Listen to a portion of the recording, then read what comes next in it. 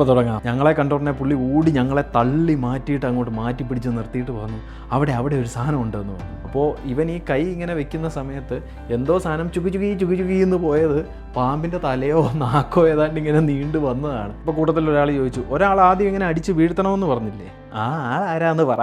മുന്നല്ല, നീ അടിക്കടാ, അത് കഴിഞ്ഞിട്ട് ഇവൻ ഇവിടുന്ന് പോകുന്നു കാണണം, ഇവൻ ഇന്നിവിടെ മുലപ്പാല് കക്കിക്കും നമ്മൾ. അതായത് 2ാം നിലയിൽ നിന്ന് ഒറ്റ സെക്കൻഡ് കൊണ്ട് 5-6 പേര് ചാടി മുറ്റത്തെത്തിയിരിക്കുന്നു. ആ കിളിവാതിൽ അടിച്ച് നിലത്തിട്ടിട്ട് അതിൻ്റെ ഷോക്കിൽ പുള്ളി ഇങ്ങനെ വടി പോലെ നിൽക്കുകയാണ്. എൻ്റെ ടെൻഷനിൽ പേടിച്ചിട്ട് ഞാൻ പുറത്ത് നിൽക്കുകയാണല്ലോ, ഞാൻ ഈ വാതിലൊറ്റ അടയും കൂടെ അടച്ചു. അതായത് ഈ മുറിക്കകത്ത് ഇവന്മാരെല്ലാവരും അകത്ത് പാമ്പും പെട്ടിരിക്കുകയാണ്. അപ്പോൾ തുടങ്ങാം. പുറത്ത് നല്ല മഴയാണ്. അപ്പോൾ ഇന്ന് നമുക്ക് അകത്താക്കാൻ പരിപാടി. ഞാൻ എഞ്ചിനീയറിംഗ് പഠിച്ചുകൊണ്ടിരുന്ന സമയത്ത് കോളേജ് ഹോസ്റ്റലിലല്ല താമസിച്ചുകൊണ്ടിരുന്നത്. പകരം ഞങ്ങൾ കുറച്ച് ഫ്രണ്ട്സ് കൂടി ഒരു വീടെടുത്താണ് താമസിച്ചുകൊണ്ടിരുന്നത്. അപ്പോൾ ഇങ്ങനെ പുറത്ത് വീടെടുത്ത് താമസിക്കുന്നവരെല്ലാം അത് വലിയ കാര്യമായിട്ടാണ് കാണുന്നത്. വീടിൻ്റെ പേരൊക്കെ ഇടും. മാടമ്പള്ളി, സ്കൾസ്, മരുവാന, അങ്ങനെയൊക്കെ പല പല പേരുകളൊക്കെ ഓരോരോ വീടുകൾക്ക് ഇട്ടിട്ടാണ് ഓരോരുത്തരെ അവരുടെ വീടുകളിൽ താമസിക്കുന്നത്. ഒരു കാലത്ത് പറഞ്ഞപ്പോൾ വലിയ അഭിമാനത്തോടെ പറഞ്ഞതാണ്. ഇപ്പോൾ പറയുമ്പോൾ എന്തോ പോലെ തോന്നുന്നൊരു പേരായിരുന്നു.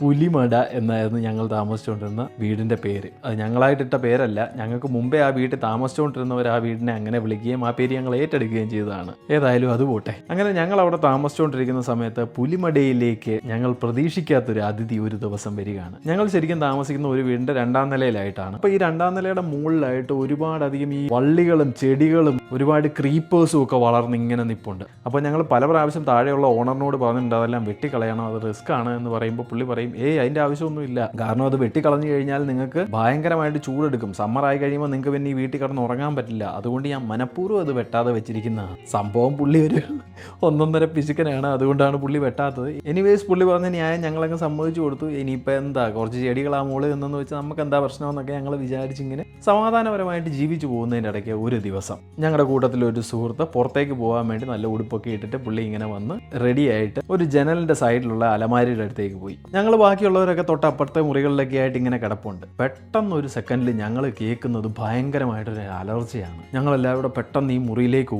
ഓടി വന്നപ്പോഴത്തേക്കും ആ മുറിയിൽ നിന്നവൻ ഞങ്ങളുടെ നേരെ ഓടി വരികയാണ്. ഞങ്ങളെ കണ്ടോടനെ പുള്ളി ഓടി ഞങ്ങളെ തള്ളി മാറ്റിയിട്ട് അങ്ങോട്ട് മാറ്റി പിടിച്ച് നിർത്തിയിട്ട് പറഞ്ഞു അവിടെ ഒരു സാധനം ഉണ്ടെന്ന് പറഞ്ഞു. അപ്പോൾ ശരിക്കും എന്താ സംഭവിച്ചതെന്ന് വെച്ചാൽ പുള്ളി ഇങ്ങനെ അലമാരി തുറന്ന് അലമാരിക്കകത്ത് സാധനമൊക്കെ ഇങ്ങനെ എടുത്തുകൊണ്ടിരിക്കുകയാണ്.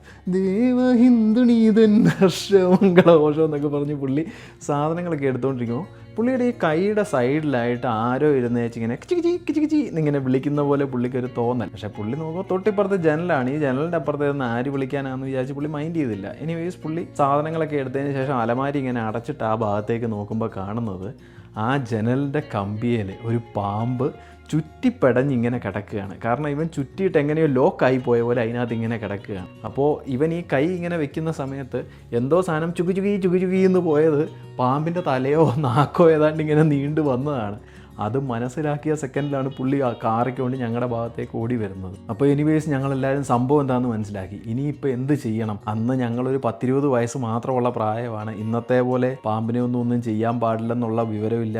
അന്ന് ഞങ്ങൾ വാവാ സുരേഷിനെ കുറിച്ചൊന്നും കേട്ടിട്ട് പോലുമില്ല. അന്നത്തെ ഒരു നാട്ടു നിയമമെന്ന് വെച്ച് കഴിഞ്ഞാൽ പാമ്പ് വീട്ടിൽ കയറി കഴിഞ്ഞാൽ അതിനെ ഒഴിവാക്കണം. ഇത്രയും മാത്രമേ ഞങ്ങൾക്ക് അറിയത്തുള്ളൂ. ഞങ്ങളിപ്പോൾ ആരോട് പോയി എന്ത് പോയി പറയും? താഴത്തെ പുള്ളിയോട് പോയി പറഞ്ഞാൽ പുള്ളി പറയും, നിങ്ങൾ എന്തെങ്കിലും ചെയ്യുക കേട്ടോ, ഞങ്ങൾ ഇച്ചിരി തിരക്കിലാന്ന് പറയും. ഇത്രയും പുള്ളിയുടെ അവിടെ നിന്ന് മറുപടി വരാനുള്ളൂ. അതുകൊണ്ട് ഞങ്ങൾ തന്നെ കാര്യങ്ങൾ ഡീൽ ചെയ്യണമെന്നുള്ള അവസ്ഥയാണ്. എല്ലാവരും വട്ടം കൂടി നിൽക്കുന്നതിനിടയ്ക്ക് ഒരുത്തം പറഞ്ഞു, ഒന്നും നോക്കാനില്ല, തീർക്കണം എന്ന് പറഞ്ഞു. ബാക്കി എല്ലാവരും വന്നാൽ ഓക്കെ ശരി അങ്ങനെ തന്നെ ചെയ്യാമെന്ന് പറയുന്നു. പുറത്തേക്ക് ഇറങ്ങി പോകുന്നു. എല്ലാവരും പല സ്ഥലങ്ങളിലായി പോയിട്ട് അടിക്കാനായിട്ട് ഓരോ വടികളുമായിട്ട് വരികയാണ്. അപ്പോൾ ഇതിനെ അടിക്കണമെന്നുണ്ടെങ്കിൽ വളവുള്ള വടി, അതായത് മുളവടി പോലെ വളയുന്ന വടികൾ വേണം നമ്മൾ ഉപയോഗിക്കാൻ എന്നുള്ള ആ ഒരു മിനിമം ബോധം പോലും വന്നില്ല. റബ്ബറിൻ്റെ കമ്പ്, പേരയുടെ കമ്പ്, ഓലമടലിൻ്റെ കഷ്ണം, ഈ ടൈപ്പ് സാധനങ്ങളൊക്കെ എടുത്തുകൊണ്ടാണ് ദൗത്യം നിർവഹിക്കാൻ വേണ്ടി ഞങ്ങളെല്ലാം കൂടെ കയറി വരുന്നത്. ഞങ്ങൾ മുറിയുടെ വാതിൽ ഇങ്ങനെ തുറന്ന് അകത്തേക്ക് നോക്കുമ്പോൾ അളിയൻ അവിടെ സുഖകരമായിട്ട് ഒന്നും അറിയാതെ കമ്പിയിൽ ഇങ്ങനെ ചുറ്റിപ്പണർന്ന് ഇങ്ങനെ ഇരിപ്പുണ്ട്. അപ്പോൾ കാണുമ്പോഴേ അറിയാം ഇച്ചിരി പ്രശ്നമുള്ള എന്തോ സാധനമാണെന്ന് അറിയാം. പിന്നെ അങ്ങോട്ട് പ്ലാനിങ്ങിൻ്റെ സമയമാണ്.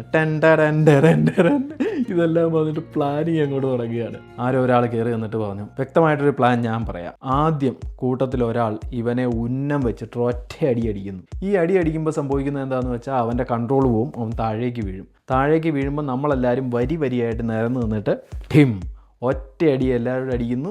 അതോടെ സംഭവം ഓക്കെ എന്ന് പറയുന്നു. എല്ലാവർക്കും പ്ലാൻ ഇഷ്ടപ്പെട്ടു. ഇപ്പോൾ കൂട്ടത്തിൽ ഒരാൾ ചോദിച്ചു, ഒരാൾ ആദ്യം ഇങ്ങനെ അടിച്ച് വീഴ്ത്തണമെന്ന് പറഞ്ഞില്ലേ, ആരാന്ന് പറ എന്ന് പറഞ്ഞു. പിന്നെ അങ്ങോട്ട് അവിടെ ഒരു അധികാര കൈമാറ്റമായിരുന്നു.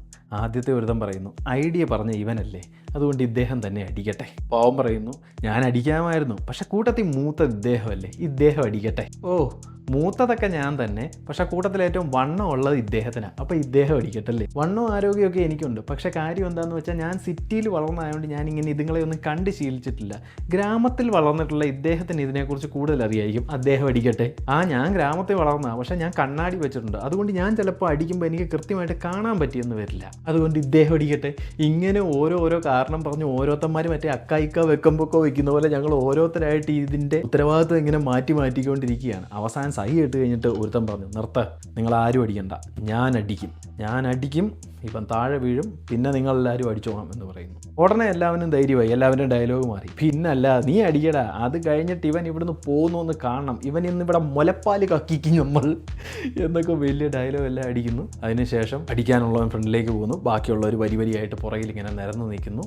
ഏറ്റവും വലിയ വിറ്റ് എന്താണെന്ന് വെച്ചാൽ അടിക്കാൻ പോകുന്നവൻ ഇത്രയേ ഉള്ളൂ, ഒരു പട്ടിക കഷ്ണമായിട്ടാണ് അടിക്കാൻ പോകുന്നത്, അത്രയും ബോധമേ ഉള്ളൂ. അപ്പോൾ ഇവൻ അടിക്കാൻ വേണ്ടി ഇങ്ങനെ കൈ വെക്കുമ്പോൾ ഞങ്ങൾക്ക് കാണാം ഏകദേശം ഒരു ബാഹുബലി ലൈനാണ്, അതായത് കുത്തുകൊണ്ട ബാഹുബലി കൈയൊക്കെ വിറച്ച് ഏറ്റവും അവസാനം വാളുമായിട്ട് നിൽക്കുകയല്ലേ, അതുപോലെ പുള്ളിയുടെ കൈ ഇങ്ങനെ കിടുങ്ങിക്കൊണ്ടിരിക്കുകയാണ് പുള്ളി അടിക്കാൻ വേണ്ടി പോകുമ്പോൾ. എന്നിരുന്നാലും പുള്ളി ഉന്നം വെച്ച് ഒരൊറ്റ അടി അങ്ങോട്ട് അടിച്ചു. ആ അടി കഴിഞ്ഞു ഒരു സെക്കൻഡ് എങ്ങനെയോ പോയി. അടുത്ത സെക്കൻഡ് ഞാൻ കണ്ണു തുറക്കുമ്പോൾ ഞാൻ മുറ്റത്ത് നിൽക്കുകയാണ്, അതായത് ഈ വീടിൻ്റെ മുറ്റത്ത് ഞാൻ നിൽക്കുന്നു. ചുറ്റും നോക്കുമ്പോൾ ബാക്കിയുള്ള എല്ലാവരും ഇവിടെ നിൽപ്പുണ്ട്. അടിക്കാമെന്ന് ഏറ്റവും ഒരുത്തൻ ഒഴികെ ബാക്കിയുള്ള എല്ലാവരും ഇവിടെ ഇങ്ങനെ നിരന്ന് നിൽക്കുന്നു. കാരണം ഇരുമുഖൻ എന്ന് പറയുന്ന സിനിമയെ പറയുകയല്ലേ, നമുക്ക് പേടി വരുമ്പോൾ നമ്മൾ ചെയ്യുന്നത് 10 മടങ്ങ് അധികം ഇഫക്റ്റിൽ നമുക്ക് ചെയ്യാൻ പറ്റുമെന്നുള്ളത്. ഇവൻ ശരിക്കും അവിടെ അടിച്ച സമയത്ത് സംഭവിച്ചത് എന്താണെന്ന് വെച്ചാൽ നിന്ന നിപ്പിൽ എല്ലാവരും വരണ്ടിട്ട് ആ മുറിയിൽ നിന്ന് എടുത്ത് പുറത്തേക്ക് ഇറങ്ങുമ്പോൾ ഈ ആദ്യത്തെ നിലയുടെ തൊട്ട് താഴെയായിട്ട് കാർ പോർച്ച് ഉണ്ട്. കാർ പോർച്ചിന് മുകളിലായിട്ട് ഒരു ശകലം താഴ്ചയിൽ ഒരു സ്ലാബ് വാർത്ത് വെച്ചിട്ടുണ്ട്.